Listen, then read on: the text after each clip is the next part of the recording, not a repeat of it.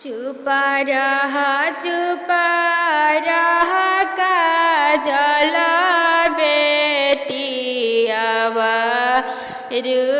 दुलारी बेटी हो।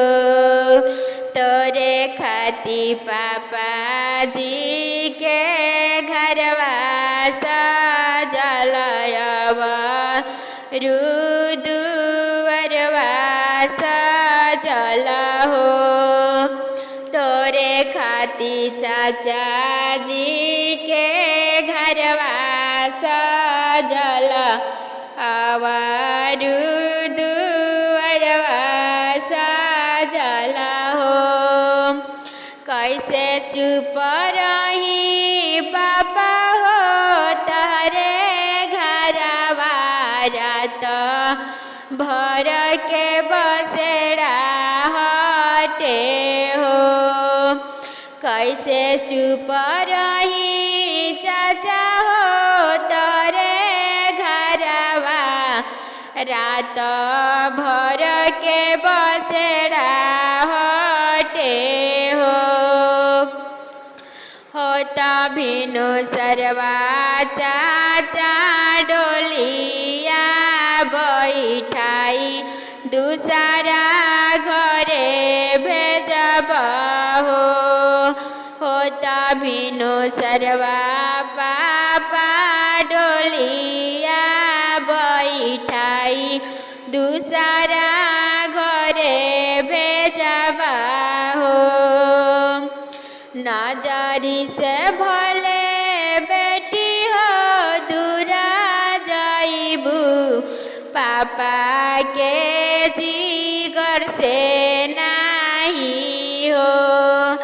नजरी से भले बेटी हो दूरा जाइबू चाचा के जिगर से नहीं हो।